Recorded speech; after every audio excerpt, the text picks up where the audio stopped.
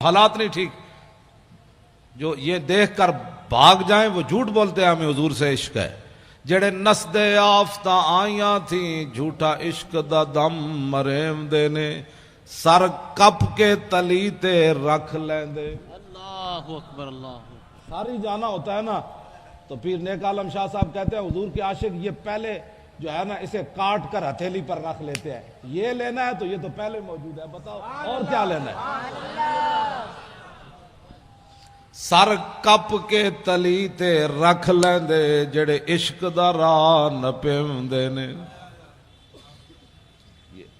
یہ میں نے دو تین باتیں آپ حضرات کے سامنے اس لیے کی تاکہ آپ سمجھیں کہ میں بات کیا کرنے لگا ہوں.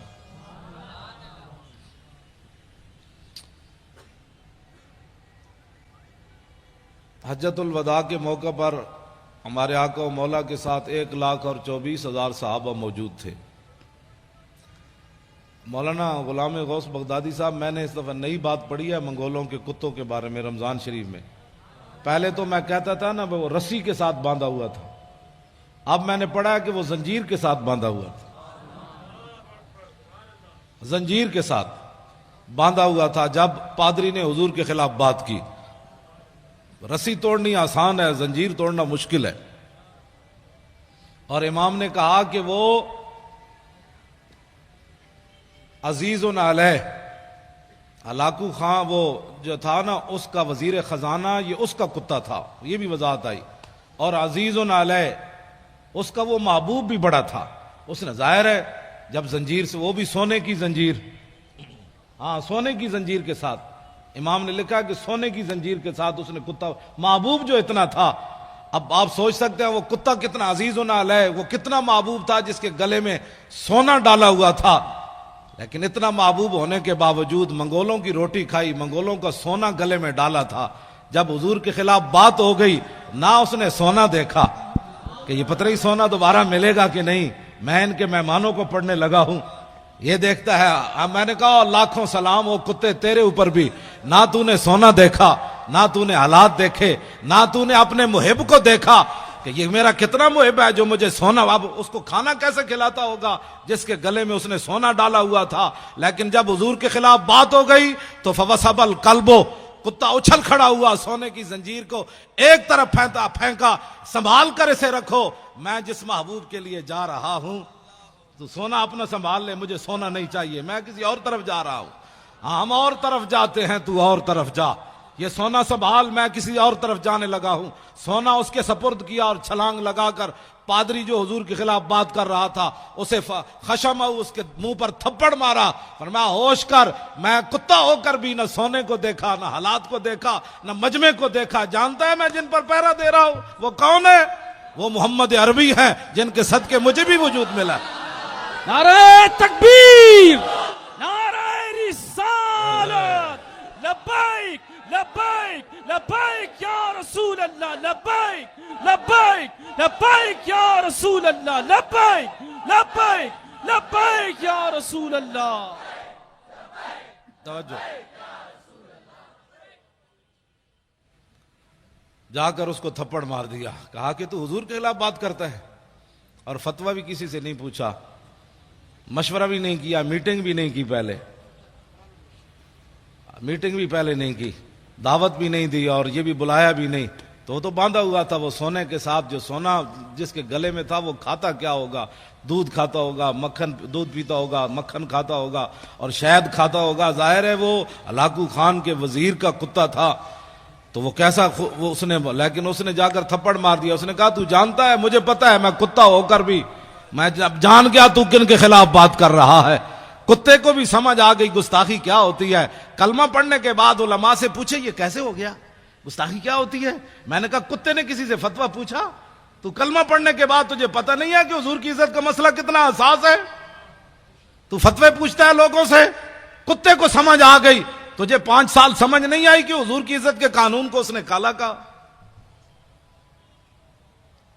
یہ بات میں اس لیے کر رہا ہوں کہ ہر مسئلے میں جس طرح مولانا نے فرمایا کہ ہر بندے کو غصہ آتا ہے، اپنی ذات کے لیے آتا ہے، لیکن جب حضور کی بات آئے تو کہتے ہیں مولانا امن سے بات کرو، مولانا امن سے بات کرو۔ میں نے کہا اپنی ذات کا مسئلہ آیا، تجھے امن بھی بھول گیا، تمہیں شرافت بھی بھول گئی، تمہیں سنجیدگی بھی بھول گئی، تمہیں جناب متانت بھی بھول گئی، تمہیں ملکی قانون بھی بھول گیا، تمہیں رشتہ داری بھی بھول گئی۔ جب اپنی ذات کا مسئلہ آئے تو اتنا حساس ہے، تو جہاں ساری کائنات جو ہے وہ ختم ہو جاتی ہے وہاں تو فتوے پوچھتا ہے،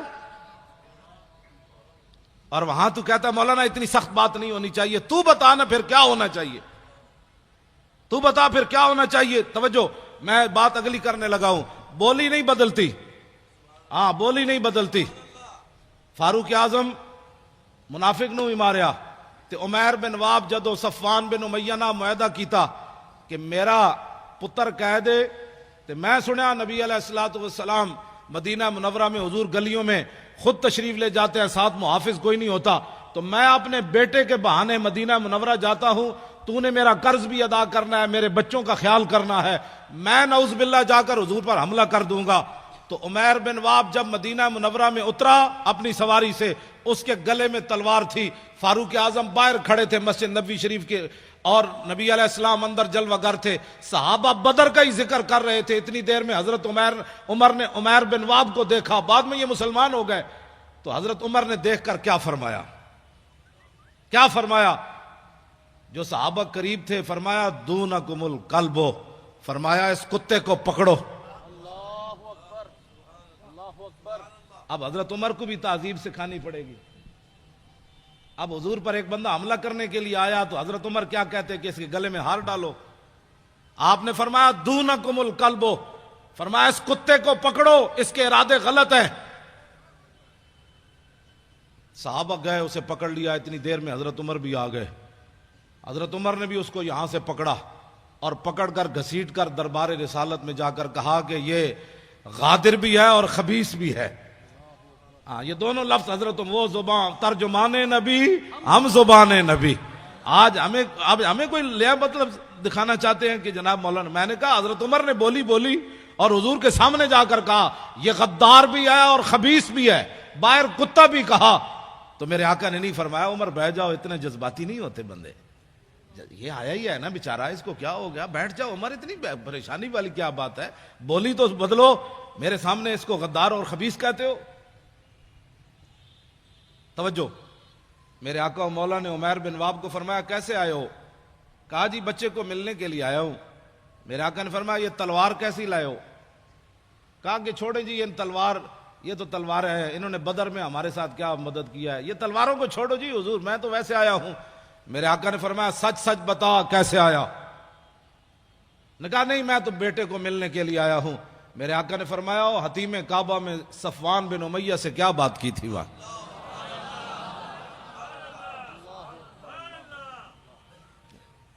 اسی وقت عمیر بن واب کہنے لگے اشہد انک رسول اللہ وانک صادق،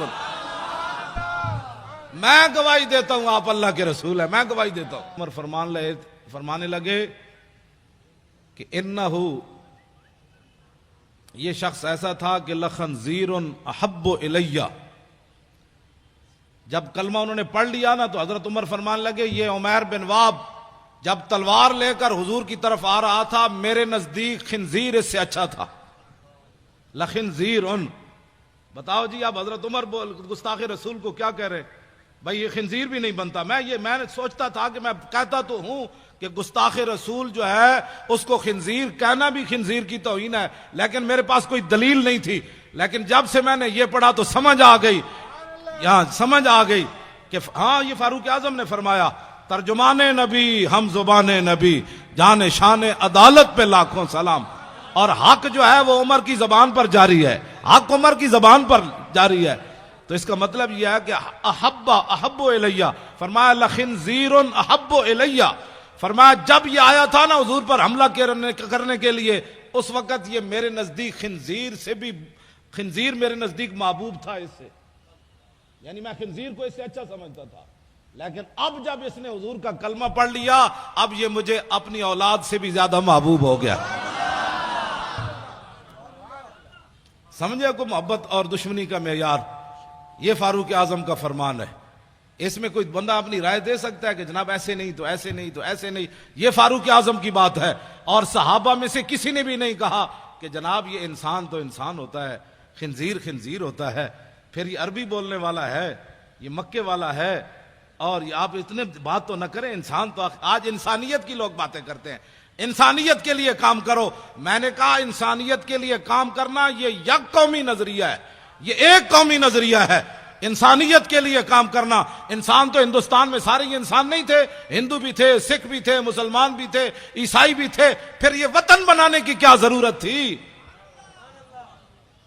آج تم اس کو سلوٹ مارتے ہو جو یک قومی نظریے کا حامل تھا، اور ہمارے ان علماء کو کہتے ہو تم انتہا پسندی کی باتیں کرتے ہو۔ ذلیل کے بچوں، وہاں ہندو بھی تھے، سکھ بھی تھے، انسانیت کے لیے کام ہو رہا تھا، تو ہمارے بزرگوں نے کہا کہ نہیں نہیں نہیں، قومیں دنیا میں دو رہتی ہیں، ایک کافر اور ایک مسلمان، تو ہمیں ایک علیحدہ وطن چاہیے جس میں مسلمان رہ کر حضور کے دین پر عمل کرے۔ بس یہ پاکستان یک قومی نظریے کی بنیاد پر بنا، یہ دو قومی نظریے کی بنیاد۔ پاکستان کا مطلب کیا؟ پاکستان کا مطلب کیا؟ جاگ اٹھے ہیں اہل سنت، بچے ہمارے ترانہ پڑھ رہے تھے، مزہ آ گیا۔ جاگ اٹھے ہیں اہل سنت، گونج اٹھا یہ نعرہ ہے، دور ہٹو اے دشمن ملت پاکستان۔ نعیم الدین امیر ملت بوالحسنات کو یاد کرو، سنی بنارس کانفرنس کی قدر و قیمت کا احساس کرو، ہندو فرنگی کانگریسی ملا سکھ کو کس نے مارا ہے، دور ہٹو اے دشمن ملت پاکستان ہمارا ہے۔ سارے بولو، اللہ دے بندے ہو، سارے بولو، اولیاء کا ہے فیضان، اولیاء کا ہے فیضان، اولیاء کا ہے فیضان، اہل سنت کا ہے فیضان۔ پاکستان کا مطلب کیا؟ قانون ریاست کیا ہوگا؟ آپ کو پریشانی ہو رہی ہے۔ اقبال یہی اسی لیے بولا تھا، اس دور میں میں اور ہے جام اور ہے جم، اور مسلم نے بھی تعمیر کیا اپنا حرم، اور تہذیب کے آذر نے ترشوائے صنم، اور ساکی نے بنا کی روش لطف و ستم، اور گفتار سیاست میں وطن اور ہی کچھ ہے، اور ارشاد نبوت میں وطن اور ہی کچھ ہے۔ آپ جو پاکستان حقیقت میں آپ لوگوں کا ہے، آپ ایسے ڈر ڈر کے پاکستان کا بھی نام لے رہے ہیں، بھئی کیوں ڈر ڈر کے نام رہے؟ کسی کی آنکھ میں کیوں کھٹکتا ہے؟ اس لیے کہ ہمارے علماء کا جو خون ہے وہ تا صبح قیامت یہاں سے لبیک کی آوازیں آتی رہے گی۔ اس آواز کو کوئی نہیں دبا سکتا۔ لبیک یا رسول اللہ۔ انشاءاللہ اب میرے آقا و مولا کے دین جو ہے اس نے آنا ہے۔ یہ آپ کے جو نعرے ہیں نا، یہ بڑے دور تک اس کی گونج گئی ہے۔ ہاں، یہ پاکستان میں پریشانی نہیں لگی، بڑی دور تک پریشانی لگ گئی کہ یہ ان کو کیا ہو گیا، یہ کیا کر رہے ہیں؟ انہوں نے کہا تمہیں پتہ نہیں کیا کر رہے ہیں، یہ تو اب کھڑے ہو گئے، یہ تو سوئے ہوئے شیر جاگ اٹھے، اب ان شیروں کا راستہ کیسے روکنا ہے؟ انہوں نے کہا نہیں، یہ نہیں رکتے، وہ بکنے والے اور ہیں، ہاں وہ بکنے والے اور ہیں، وہ جھکنے والے اور ہیں۔ ان کے بزرگوں نے تو کالے پانی میں بھی سر نہیں جھکایا، انہوں نے تو کالے پانی میں بھی سر نہیں جھکایا، اور انہوں نے تو قلعہ گوالیار کے اندر 40 پہلوان لے آیا جہانگیر۔ فوج اور پولیس تو ناکام ہو گئی مجدد الفسانی کا، صرف سر جھکانے میں۔ کہا کہ یہ ان کے وارث ہیں، 40 پہلوان بلائے اس زمانے میں جس میں ہر چیز خالص ملتی تھی۔ اب تو بندہ بھی خالص نہیں ملتا، اس وقت تو دودھ بھی خالص، مکھن بھی خالص، شہد بھی خالص۔ جہانگیر کے زمانے کے پلے ہوئے پہلوان، نہ اریانی نہ فحاشی۔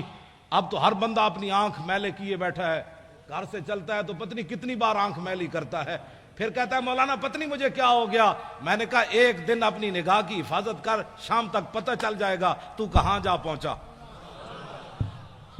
یہ کوئی معمولی بات نہیں ہے۔ انگریزوں کو پتہ تھا جب تک مسلمانوں کی آنکھیں میلی ہوتی رہے گی ان کو گرانا آسان ہے، جب ان کی آنکھیں میلی نہیں ہوں گی تو پھر یہ سمندروں میں بھی گھوڑے ڈال دیں گے، سمندر بھی ان کو پھر ایسا نظر آئے گا، ہاں جی، پھر یہ کیسر و کسرا کے دروازے بھی جا کر کھڑکا دیں گے، کیونکہ ان کی آنکھیں بڑی پاکیزہ ہیں۔ کیونکہ ان کی آنکھوں میں کوئی چیز جچی کوئی نہیں، کوئی تصور ہی نہ ابھرا تیری تصویر کے بعد، اور ذہن خالی ہی رہا کاسہ سائل کی طرح، رخ دن ہے یا میرے سما یہ بھی نہیں وہ بھی نہیں، شب زلف یا مشک خطا یہ بھی نہیں وہ بھی نہیں، خورشید تھا کس زور پر کیا بڑھ کے چمکا تھا قمر، بے پردہ جب وہ رخ ہوا یہ بھی نہیں وہ بھی نہیں۔ تو ان کی آنکھوں، آپ سمجھتے ہیں کوئی صحابہ کوئی لوہے کے بنے ہوئے تھے کہ کیسر و کسرا کے دروازے جا کھٹکھٹائے؟ ان کی آنکھوں میں کوئی چیز جچتی نہیں تھی۔ تو جب ساری رات بندہ کیبل دیکھے، ساری رات جو ہے وہ غلط کام دیکھے، تو صبح اٹھ کر تو اس کو جاگ بھی نہیں آنی نماز کے لیے، لیکن جب رات وہ اس طرف کروٹ بدلے کہے لا الہ الا اللہ محمد الرسول اللہ، اس وقت طرف کروٹ بدلے کہے اعوذ باللہ من الشیطان الرجیم، تو شیطان کہے گا مجھے کیوں جوتے مارتے ہو، میں تمہیں جگاتا ہوں، اٹھو تہجد پڑھو، اٹھو تہجد پڑھو، کیا کرتے ہو مجھے تو آرام کر، لا الہ الا اللہ کیا کرتے ہو مجھے۔ تو جب ساری رات کیبلیں دیکھنے والے کو کون جگائے گا؟ اس کو کیا پتا شرم و حیا کس بات کا نام ہے، اسے کیا پتا غیرت نام کس چیز کا نام ہے۔ تو اس واسطے یہ ساری چیزیں اب بند کرنی پڑیں گی، اب ایک ہی طرف چلنا ہے، لبیک کی طرف۔ کسی کو اگر کوئی پریشانی ہے نا لبیک سے، تو وہ پریشانی ہماری دی ہوئی نہیں ہے، اس کو پریشانی کوئی اور لگی، تو وہ پریشانی کا علاج ہمارے پاس نہیں ہے۔ ہمارے پاس ادھر کوئی حکیم صاحب ہیں تو میں ان کو کہہ جاؤں گا بھائی ان کا درد مٹھا کرو، ہاں درد اس کا مٹھا کرو۔ ہمارے پاس کوئی علاج نہیں ہے کہ لبیک کے نعرے سے بھی کسی کو دکھ ہو۔ میں نہیں سمجھتا کہ جب حضور کی بات آئے، ایک تو بزدلوں لگا نہیں سکے نعرہ، اہل سنت کو غیروں سے جدا نہیں کر سکے، ان کی جھولیوں میں بیٹھے رہے ساری زندگی، اب باتیں کرتے ہو کہ جناب یہ کیا ہو گیا۔ ہم اہل سنت و جماعت کی انفرادی تشخص بحال کر کے 24 کلومیٹر ہم نے ان کو آنسو گیس کھلایا، آنسو گیس کھلانے کے بعد ربڑ کی گولیاں کھائیں، پھر 4 دن بھوکے رہ کر بھی 4 فٹ بلند ہو کر زمین سے کہتے تھے لبیک یا رسول اللہ، لبیک لبیک یا رسول اللہ، لبیک لبیک لبیک یا رسول اللہ، لبیک یہ منظر ہم نے پیدا کیا۔ رسول اللہ، لبیک لبیک لبیک یا رسول اللہ، لبیک لبیک لبیک یا رسول۔ میں نے کہا آپ اٹھے، میں نے کہا نعرے لگائے، یہ بات ممتاز قادری، ایک تو ہے نا ممتاز قادری کا نام بھی نہ لینا، باتیں کرتے ہو۔ یہ بات ایسے سٹیج پر کبھی ہم نے کر دی نا تو پھر زندگی میں یاد رکھنا، ہم ویسے فقیر آدمی ہیں، بڑے مسکین آدمی ہیں، لیکن جب میرے آقا کی بات آئے تو میں نے تو ان وزیروں کو بھی کہا جو صوبائی وزیر بیٹھے ہوئے تھے مذاکرات میں، میں نے کہا تم ہمارے سائز کے آدمی نہیں ہو، تم ہمارے مقابل کے آدمی نہیں ہو۔ حالانکہ میرے جیسا آدمی ویل چیئر پر بیٹھ کر وہ ایسے ایسے کانپتے تھے، میں نے کہا تم ہمارے سائز کے آدمی نہیں ہو، جب تمہارے بڑوں سے ہماری کبھی بات ہوگی نا تو ہمارے خون سے، ہماری آنکھوں سے ابھی خون نہیں اترا، ہم نے ممتاز قادری کے خون کا تم سے بدلہ لینا ہے۔ غازی تیرے پیروکار، غازی تیرے پیروکار، غازی تیرے پیروکار۔ توجہ، میں نے ایسی ان سے بات کی، بالکل ایسے جس طرح وہ سامنے بیٹھا ہوا تھا۔ تو زعیم قادری وہ وزیر ہے، تو میں نے کہا شاہ جی آپ کو پتہ ہے کہ جس کو آپ قائد مانتے ہیں وہ مرزائیوں کو اپنا بہن بھائی کہتا ہے؟ کہا کہ نہیں ہے یہ بات، کہیں نہیں، آپ ایسے باتیں کر رہے ہیں۔ میں نے کہا دکھاؤ اس کو کلپ۔ وہ جب کلپ دکھایا تو شاہ جی کو ایسے کہے آنی شروع ہو گئی، منہ پر ایسے کپڑا رکھ کے لیٹرین کی طرف بھاگے۔ انہوں نے کہا ایسی بات اس نے کی ہے کہ مرزائی ہمارے بہن بھائی ہیں۔ شاہ جی کو ان کا چہرہ اتر گیا۔ تو میں نے کہا شاہ جی آپ کیا باتیں کرتے ہیں، آپ کو پتا ہے کہ آپ نے 1400 سال تاریخ ہماری مسخ کی ہے، آج تک حضور کی عزت پر پہرا دینے والے بڑے بڑے بادشاہ آئے، بڑی بڑی حکومتیں آئیں، جب حضور کے غلام کی بات آئی انہوں نے کہا یار جانے دو، اس کا تو مسئلہ ہی اور ہے، اس کا تو مسئلہ ہی اور ہے، اس کا تو مسئلہ ہی اور ہے۔ فقہی جزیات بیان کرتے ہو، ہم نے فقہ نہیں پڑھی، امام احمد رضا نے فقہ نہیں پڑھی، پیر میر علی شاہ نے فقہ نہیں پڑھی، غازی علم الدین کے مسئلے میں پیر میر علی شاہ فقہ نہیں پڑھی، سید دیدار علی شاہ فقہ نہیں پڑھی۔ جو جنازہ پڑھانے آیا اس کو چاہیے تھا، وہ کہتا ہے اس لڑکے نے قانون ہاتھ میں لیا، لیکن شاہ جی جنازہ پڑھانے کے لیے مصلے پر کھڑے ہو گئے، ایسے جب نگاہ اٹھائی تو 6 لاکھ بندے اس وقت موجود تھے۔ شاہ جی نے جب ایسے نگاہ کی تو غش کھا کر نیچے گر گئے، جب ہوش آیا تو روتے رہے، یا رسول اللہ ساری زندگی حدیث پڑھائی، قرآن پڑھایا، جمعے پڑھائے، حج کیے، یا رسول اللہ کبھی خواب میں بھی دیدار نہیں کرایا، تو آپ بنفس نفیس اس کے جنازے میں تشریف لے آئے آپ۔ تم 1400 سال ہماری تاریخ مسخ کرو اور کہو کہ مولوی خادم امن سے بات کرے۔ امن سے بات تو تب ہے تم نے میرے گھر میں حملہ کیا، تم نے میری 3 لائبریریاں توڑی۔ نہیں، میرے 14 سال میرا بیٹا ہے، وہ ہے بھی سکا سا، اور اس کو تم نے مارا، کان پکڑائے رکھے، اس کے جناب آگے سے بھی جناب بوٹ مارے، اس کے آگے سے بھی پیچھے سے بھی اسے کان پکڑایا، گالیاں تم دیتے رہے اس کو۔ میں خوش ہوں تم نے گالیاں دی، اس لیے کہ مولوی خادم نے کوئی ڈکیتی تو ماری نہیں، ہاں مولوی خادم نے کوئی ہیرون تو کھیلی نہیں، مولوی خادم نے کوئی ملک تو بیچا نہیں، ملک تو لوٹا نہیں۔ میرے بیٹے کو مارنے کی صرف وجہ یہ تھی کہ تاکہ اولاد تو آخر اولاد ہوتی ہے، بندے کو بزدل بنا دیتی ہے، تو اس کو اتنا مارا کہ مرنے کے قریب جب پہنچا تو کہا آپ دفع ہو جاؤ، اور اس کو اتنا، میں پھر بھی خوش ہوں، پھر مارو، میں جو حاضر ہوں، اس کو کیوں مارتے ہو؟ میں جو تقریریں میں کرتا ہوں، مجھے پکڑ کر مارو، مجھے گھسیٹو، تم نے گھسیٹا بھی ہے، لیکن اس کے باوجود آج تک میں خوش ہوں کہ اس لیے کہ مجھے رسول اللہ کے نام پر گھسیٹا گیا۔ توجہ نہیں، کیوں ماریں گے غازی؟ کیوں ماریں گے یہ غازی؟ ان کے باپ کا ملک ہے۔ لبیک یا رسول اللہ، لبیک لبیک لبیک یا رسول اللہ، لبیک لبیک لبیک یا رسول اللہ۔ بیٹھے بات سنیں، بات میں ختم کرنے لگا ہوں، آپ سے اتنی باتیں ہیں۔ کیوں مارے؟ یہ نعرہ بالکل نہیں لگانا، ہم اپنے بچوں کو پالے اور یہ مارتے رہیں، کیوں مارتے رہیں؟ تو کتنے غازی ماریں گے؟ کیوں مارے یہ کتنے غازی؟ ابھی تو ایک کام نے حساب لینا ہے۔ ہاں اس کا یہی جواب ہے کہ ہم نے اور کچھ بھی نہیں کرنا، نہ کسی کو جناب مارنا ہے، نہ کسی کو دھاڑنا ہے، نہ آگ لگانی ہے، کچھ بھی نہیں۔ اب لبیک کہتے کہتے آپ تخت پر جا کر حضور کے دین کو بٹھا دیں، بس سبحان اللہ۔ بس یہی غازی صاحب کے خون کا بدلہ ہے، یہی مولوی خادم کی پگڑی اتارنے کا بدلہ ہے، یہی میرے گریبان پکڑنے کا مطلب ہے، یہی مجھے ہتھکڑیاں لگانے کا یہی جواب ہے کہ بچوں یہ سارا کچھ ہم نے اس لیے کیا کہ تاکہ حضور کا دین تخت پر آ جائے، بس بات ختم ہے۔ یہ انقلاب ہم نے لانا ہے، اور ہر بندہ یہ سوچے، انہوں نے کہا اب کفر کا نظام ہم نے دیکھا، اسلام اتنا سخت ہے کہ وہ پاناما لیکس تو بڑی دور کی بات ہے، اسلام تو رات کو کرتا بنے تو صبح ممبر پر پکڑ لیتا ہے حضرت عمر کو کہ بتاؤ یہ کرتا کہاں سے آیا۔ بس اسلام تو پاناما لیکس بننے ہی نہیں دیتا۔ ہاں جی، اسلام تو اتنا ڈاڈا کہ سپر پاوراں فتح کرن تو بعد 36 پیوند لگے ہویا کرتا پوا دینا۔ اسلام اتنا سخت ہے کہ جب غریبوں کے بچے رو رہے ہو، اسلام ہے، تو وہ فاروق اعظم کی پیٹھ کے اوپر بوری اٹھوا کر غریبوں کے گھر پہنچواتا۔ اسلام تو اسلام ہے، ہم اس اسلام کی بات کر رہے ہیں۔ ہاں یہ اگر کوئی اس کی اور تشریح کرنا چاہتا ہے تو ہم اس کو نہیں مانتے، ہم اس اسلام کی تشریح ہم وہ اسلام لانا چاہتے ہیں کہ جس اسلام کے اندر سیدنا صدیق اکبر اپنے پہلے خطبے میں فرمائے، علماء اتنے سپیکروں میں کیا بیان کرتے ہیں؟ تمہاری اصلاح کرتے ہیں، تمہیں بتاتے ہیں کہ بندے کے بچے بنو، ایسے ظلم و ستم مت کرو۔ تم کہتے ہو علماء دہشت گردی کرتے ہیں، علماء سیاسی تقریر کرتے ہیں۔ اب حضرت صدیق اکبر کا خطبہ ہے ہی پورا سیاسی۔ ایھا الناس فإنی قد ولیت علیکم، فرماؤ لوگو میں تمہارا خلیفہ بنا دیا گیا ہوں۔ کیوں جی؟ آگے کیا فرمایا؟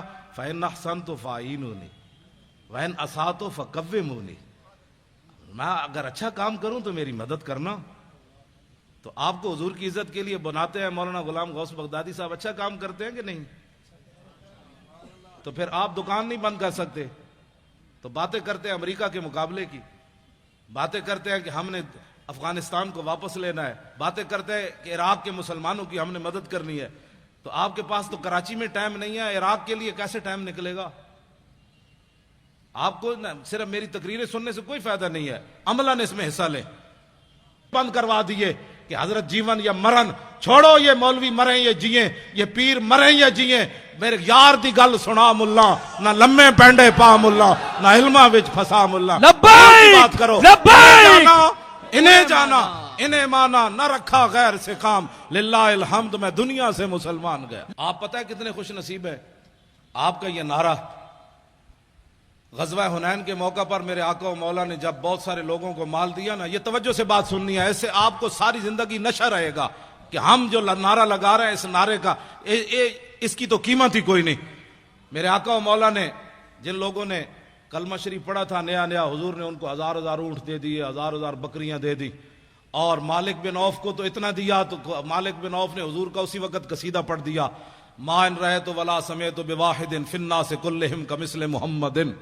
کلمہ پڑھنے کے بعد کہنے لگے نہ کوئی سنیا نہ کوئی ویکھیا، نہ حضور جیسا سنا تھا نہ کوئی دیکھا تھا. اوفا و آتا للجزیل لمجتد ومتا تشاء یخبرک عما فی غد. فرمایا رسول اللہ اتنا دیتے ہیں اپنے ماننے والوں کو، اتنا دیتے ہیں کہ بعد میں فقر کبھی زندگی بھی آ نہیں سکتا، غریبی آ نہیں سکتی. حضور نے اتنا عطا فرمایا لوگوں کو. واہ کیا جود و کرم ہے شاہ بطحہ تیرا، نہیں سنتا ہی نہیں مانگنے والا تیرا. میں نے ملک ریاض، ادھر بھی بیریا ٹاؤن بن رہا ہے، میں نے ملک ریاض لاہور ملک ریاض کو کہا، میں نے کہا ملکہ اور پلاٹ بیچ کر بیریا دسترخوان لگانا اور ہے، اور غزنی سے چل کر بھاٹی چوک میں بغیر پلاٹ بیچے لوگوں کو روٹی کھلانا اور ہے. سید حجویر مخدوم امم اور مرکد او پیر سنجر راہ حرم اور خاک پنجاب از دم او زندہ گشت صبح ماز میرے او تابندہ گشت بند ہائے کو سار اساں گسیخت در زمین ہند تخم سجدہ ریخت.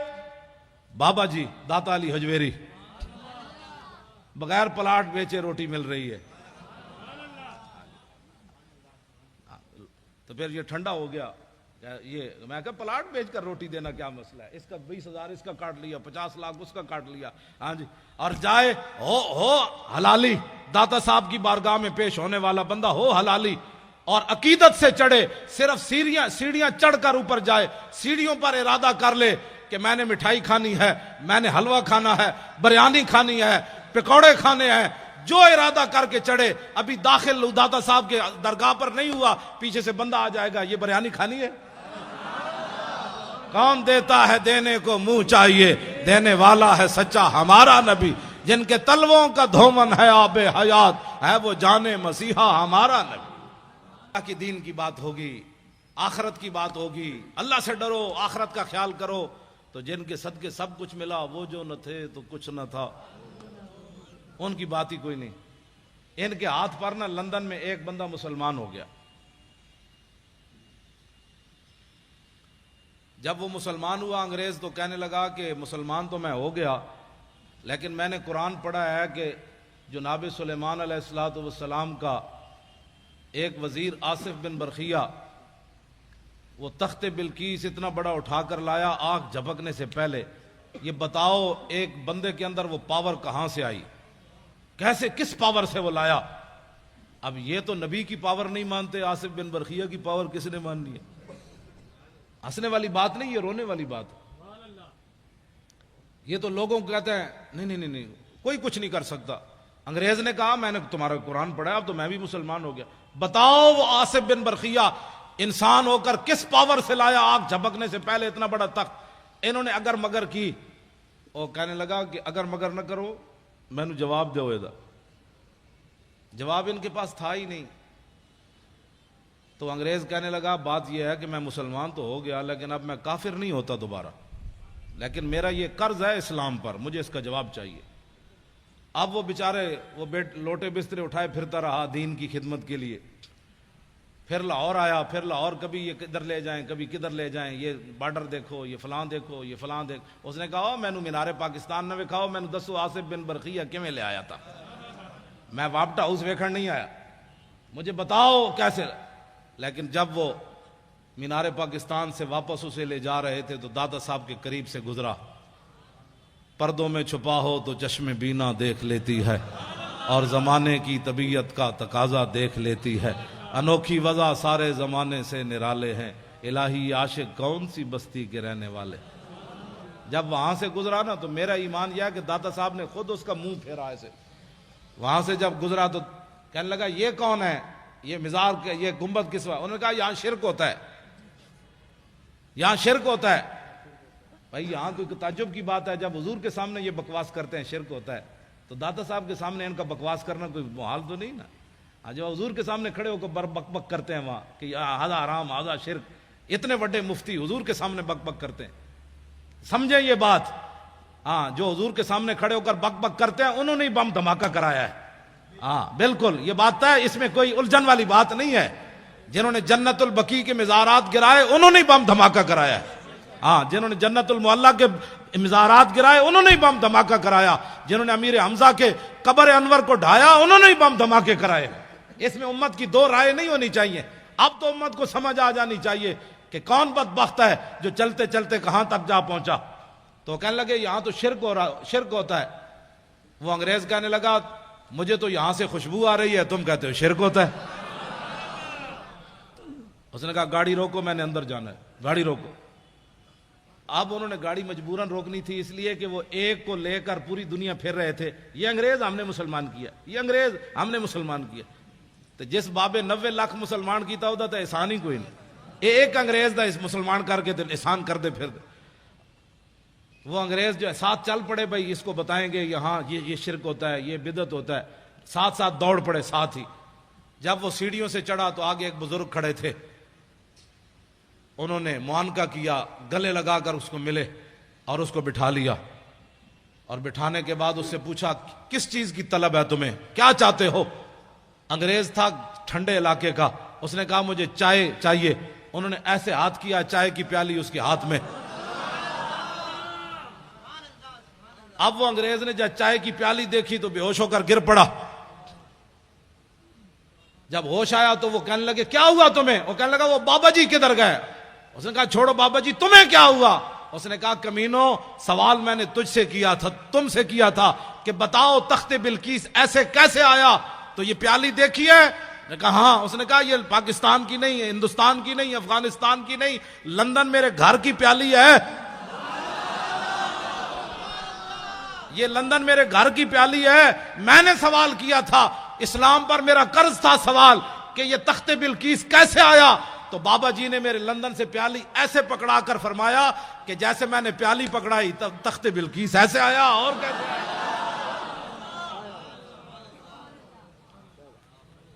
اس نے کہا جاؤ تم زندے ہو کر جواب نہ دے سکے, صاحب مزار نے مجھے جواب دے دیا, جاؤ.